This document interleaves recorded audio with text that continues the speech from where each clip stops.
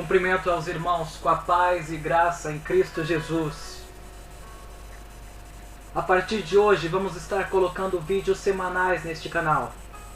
Vídeos para que os irmãos possam estar sentindo a presença de Deus e sendo alimentados. Muitos dos irmãos não conhecem ainda Cristo, mas fazemos essas pregações que sejam de 10 minutos, de 30 minutos, para que os irmãos possam começar a ser alimentados e assim conhecer Cristo Jesus. E enfim, então, encontrar uma congregação e assim adorar a Cristo de corpo, alma e espírito.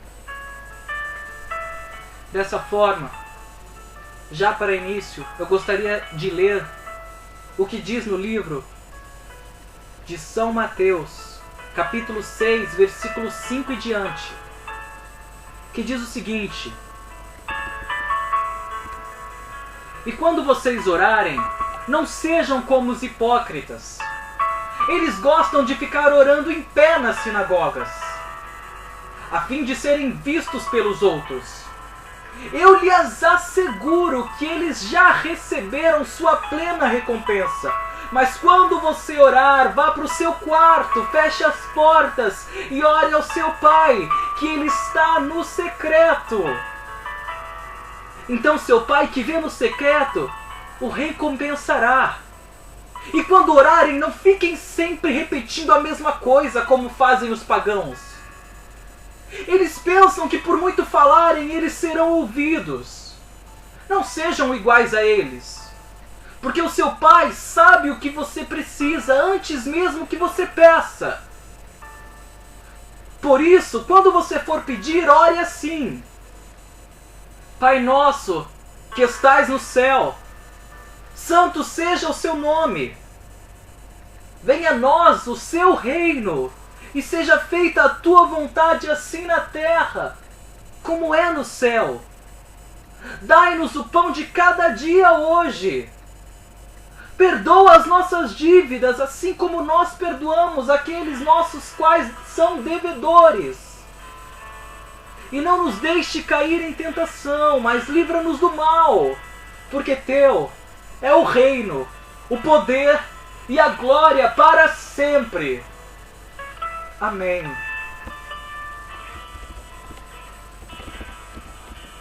A palavra que irei lhes falar foi uma palavra que me deixou muito confuso. Por muito tempo, porque Jesus nos diz nessa palavra: quando forem orar, não fiquem repetindo a mesma coisa que fazem os pagãos. Não fiquem sempre repetindo as mesmas palavras. Mas logo em seguida Jesus diz: quando forem orarem, orem assim: Pai nosso que estais no céu. E Ele nos dá uma oração repetida para orarmos. Mas quando nós lemos a palavra novamente, nós vemos, Ele não diz orem essas palavras. Ele diz ore assim, explicando: peça essas coisas. A partir de hoje nós iremos começar a entender algumas coisas. E para entendermos o Pai Nosso, nós precisamos compreender esse capítulo 6 de Mateus. E para compreendermos o capítulo 6 de Mateus, nós precisamos compreender todo o livro de Mateus. Para compreendermos todo o livro de Mateus, nós precisamos compreender toda a Bíblia. E para compreendermos toda a Bíblia, nós precisamos nos tornar íntimos de Deus. Então, para entender esta revelação, nós precisamos entender, nós precisamos conhecer e ser íntimos de Jesus, sermos íntimos de Cristo. Então, para iniciar, eu quero detalhar-lhes essa oração. Para dar um início a isso, vamos começar aonde essa oração começa. Ele começa dizendo: Pai nosso que estais no céu. Só nessa pequena frase nós já temos algumas coisas. Nós temos que Deus é Pai. Deus é Pai. Ele é nosso. Ele é nosso. Ele é da gente. Ele está nos altos céus a nos cuidar, a zelar por nós. O Senhor disse aos apóstolos: ninguém tem maior amor que este, de dar a vida por alguém, de dar a vida por seus amigos. Porém, mais à frente ele nos diz, não me escolhestes vós a mim, mas eu vos escolhi a vós, e eu vos nomeei para que vades e deis frutos. Como se ele estivesse dizendo: antes de vocês serem meus amigos, antes de vocês serem íntimos de mim, eu fui amigo de vocês, eu fui íntimo de vocês. Antes de vocês me escolherem, eu estou vos escolhendo. Durante uma pregação da cantora Damares, Deus usou uma irmã para que começasse a profetizar a ela. E entre as profecias entregues, a mulher disse à cantora: ei, você é minha amiga. Você é minha amiga amada. Quando Deus dizia isso, meus olhos se encheram de lágrimas. Quando Deus começou a dizer isso, meus olhos começaram a escorrer lágrimas. Porque uma coisa é Deus ser meu amigo, outra coisa é Ele olhar para a pessoa e dizer: ei, você é meu amigo, você conseguiu a minha amizade, você também é meu amigo. Deus é amigo de todos, mas são poucos os que são amigos de Deus. Um amigo, segundo o dicionário, é aquele que é íntimo, aquele que escuta, aquele que ama de todo o coração. Só para termos uma ideia, a frase eu te amo, vem do latim e significa: eu seria capaz de dar a minha vida por você. Eu daria a minha vida por você. Muitos são os que nos dizem eu te amo, muitos são os que nos dizem que amam, mas poucos dariam a vida por nós. Cristo Jesus nos amou antes mesmo de nascermos. Nos amou primeiro, porque quando nós o chicoteávamos e sequer dávamos atenção a Ele, Ele se despiu de glória. Ele desceu à terra e deu a vida por nós. E agora, nós o amamos. Nós somos amigos de Cristo Jesus. Nós escutamos a Ele. Nós daríamos a vida por Cristo Jesus. O nosso amor é como vento passageiro. Nós não podemos construir o nosso amor na areia. Devemos construir na rocha que é o Senhor, Senhor Todo-Poderoso, Adonai. Se pudéssemos dar um título para esta pregação hoje, seria Intimidade e Amizade com Deus, o poder da oração. A oração é se relacionar.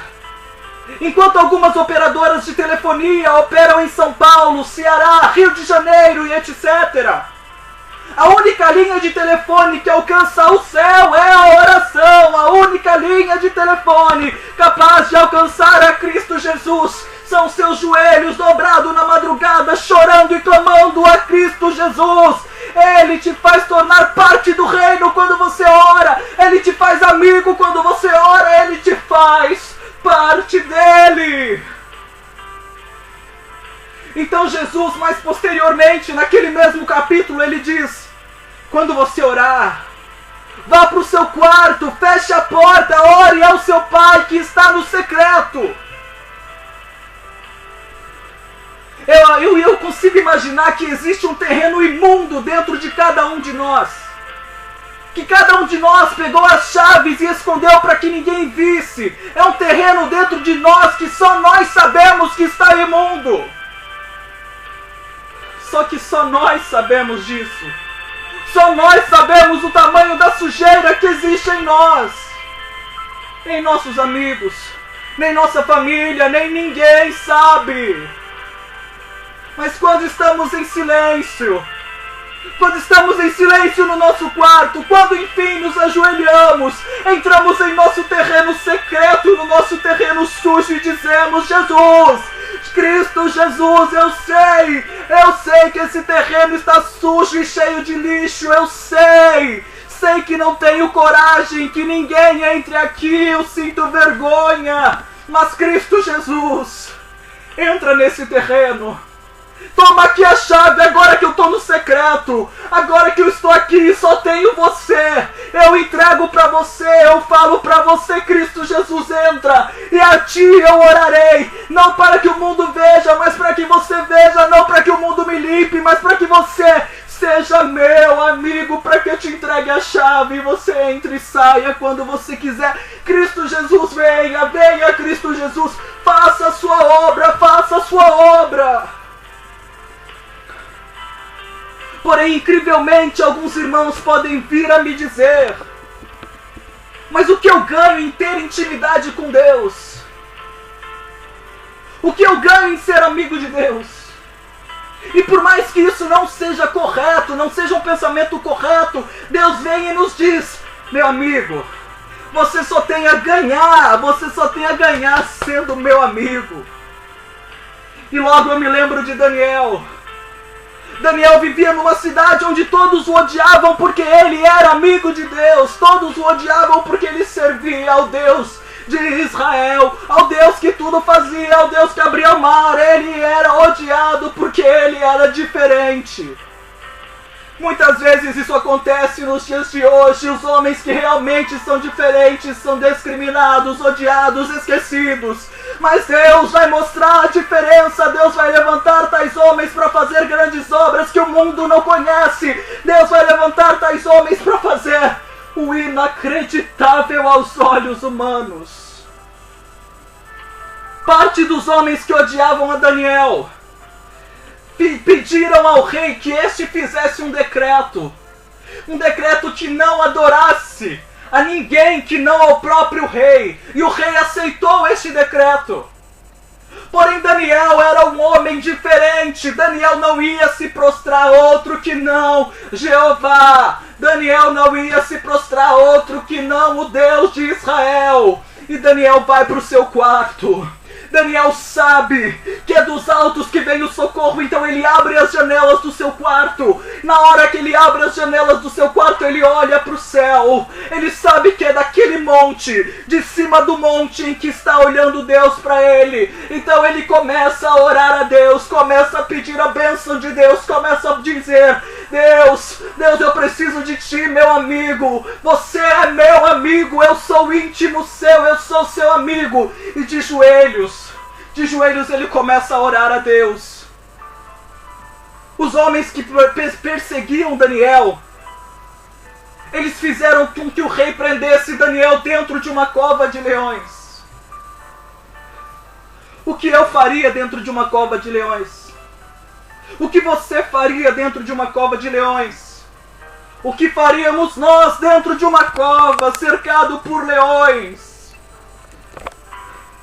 Neste exato momento, Daniel poderia ter corrido, Daniel poderia ter fugido, Daniel poderia ter feito o que quisesse. Eu imagino Daniel se ajoelhando e começando a orar o primeiro Pai Nosso da história. Daniel se ajoelha, ele olha para o alto dentro de uma caverna repleta de leões. Ele olha para o alto e ele diz: amigo meu, Deus, seja feita a sua vontade, a sua vontade, a sua vontade, a sua vontade, a sua vontade, assim na terra como no céu, seja feita a vontade do rei de Israel, porque é você quem manda, meu amigo, eu confio em ti. Se for para morrer, eu morro por ti, porque eu te amo, Deus. Nesse exato momento, tudo poderia ter acontecido com Daniel. Mas Daniel é tirado da cova. Daniel é tirado da cova para mostrar que aquele que está com Deus, ele não perde. Daniel é tirado da cova para mostrar que aquele que serve a Deus, esse não perde nem quando é jogado dentro de uma cova. Oh, Senhor. Esse mesmo Daniel havia de passar uma nova prova. esse mesmo Daniel havia de passar uma nova dificuldade. Por muitas vezes a gente é provado, por muitas vezes somos provados e achamos que vai ser a nossa única provação. Mas nem tudo parece o que é. Daniel começa a se ajoelhar e faz um jejum de 21 dias para Deus, esperando ouvir as respostas de Deus, esperando ouvir aquele com quem Daniel chamava de amigo. 21 dias orando e jejuando.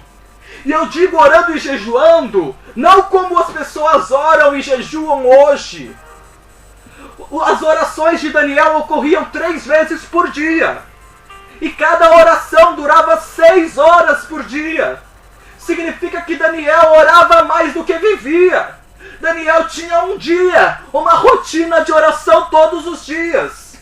O jejum de Daniel não era um jejum de 30 minutos, de meia hora, de metade do dia.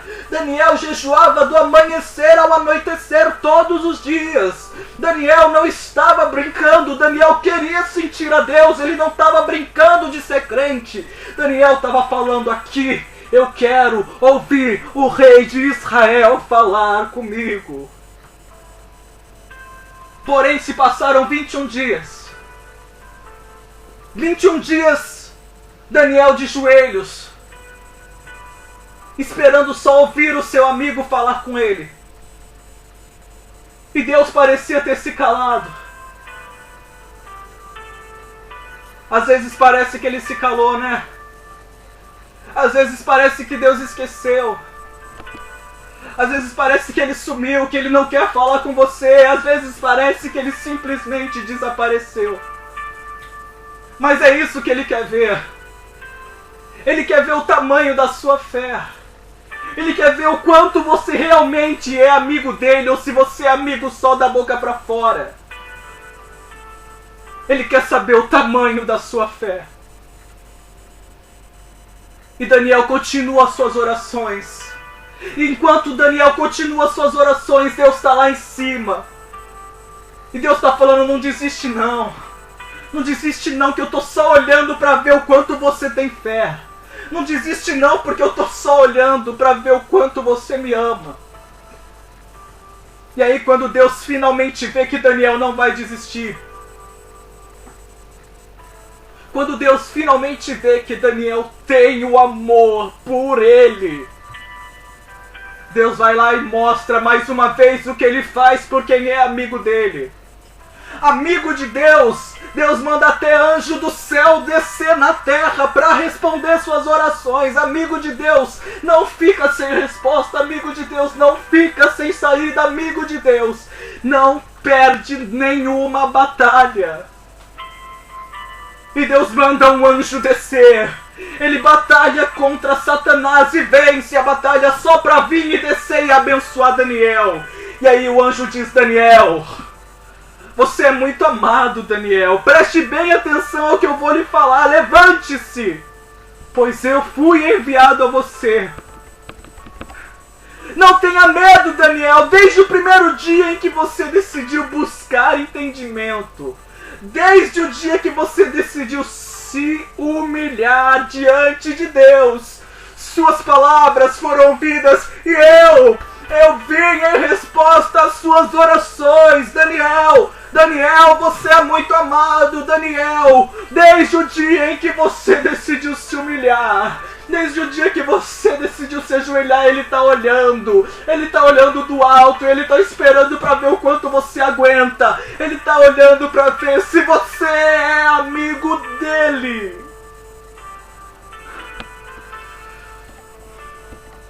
Existe uma história que diz que quando o pregador Benny Hinn finalmente foi batizado pelo Espírito Santo, a vontade dele de sentir Deus era tão grande que ele saía da escola, ia correndo para casa, jogava os seus livros em cima da cama e ia ajoelhar.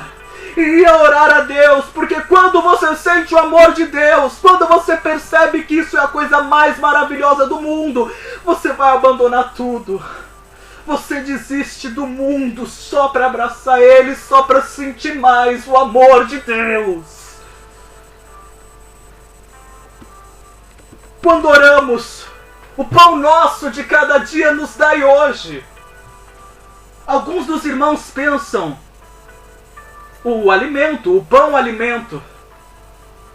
Porém, Jesus disse em João 6,36, eu sou o pão da vida. Aquele que vem a mim não tem fome. Quem crê em mim nunca terá sede.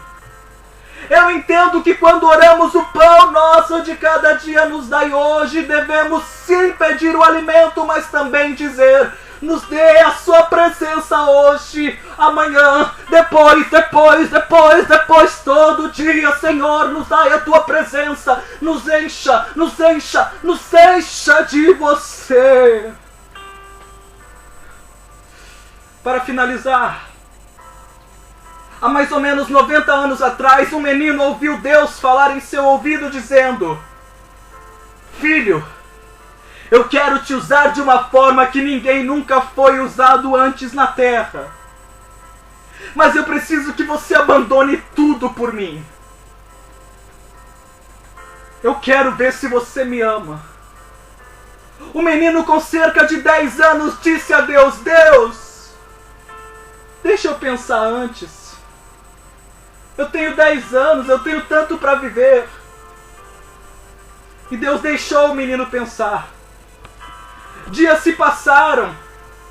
E aquele menino foi para uma excursão escolar junto com seus colegas de classe.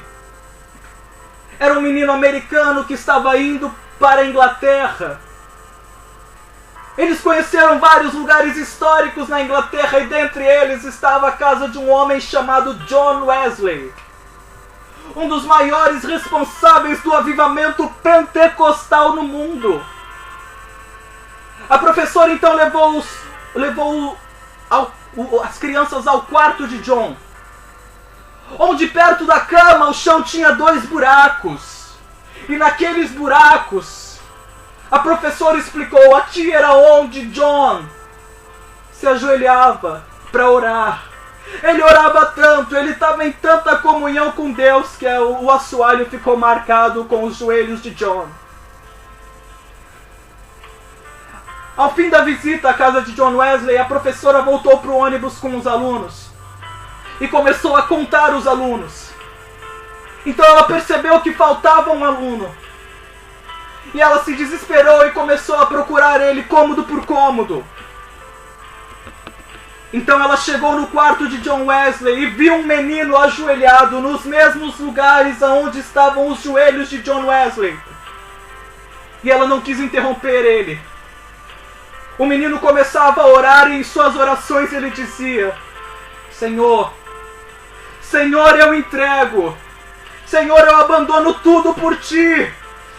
Senhor, só faz de novo, Deus, faz de novo o que você fez com John Wesley. Deus, faz do mesmo jeito, faz de novo, faz em mim agora, faz em mim. Eu abandono tudo, mas vai, me usa. Quando ele terminou de orar, a professora o chamou dizendo, Ei, levanta, Billy Graham. Tá na hora, vamos embora. Billy Graham, está na hora, vamos embora. Esse menino que ela chamou, ele pregou para mais pessoas do que qualquer pregador da história do mundo. Inclusive mais do que John Wesley. Ele pregou para cerca de 3 milhões de pessoas, as quais se converteram através dos seus sermões. Ele é o maior evangelista hoje vivo. Através da história de Billy Graham, através da pregação feita hoje, você quer receber de Deus o que ninguém nunca recebeu, você quer ter de Deus o que ninguém nunca teve. Faça o que ninguém nunca fez. Ore como ninguém nunca orou. O fogo não vai cair do céu porque você quer, porque você se ajoelhou. É por isso que vai cair, porque você entregou tudo, porque você confiou, porque você disse, Deus, por você eu entrego tudo, a minha vida, por você eu entrego. Deus, Eu quero ser seu amigo. Amém. Espero que os irmãos tenham ouvido a pregação. Espero que a pregação tenha tocado nos corações dos irmãos. Continuaremos fazendo pregações para que o Evangelho possa alcançar o seu coração. Obrigado. Obrigado a Cristo por ter nos ouvido. Obrigado a Cristo por estar conosco. Que essa palavra possa tocar-te. Que você possa ser diferente. Que você possa fazer o que o mundo não fez. Que você possa ser responsável por uma geração que mudou o mundo. Que você possa ser parte do povo de Deus. Amém.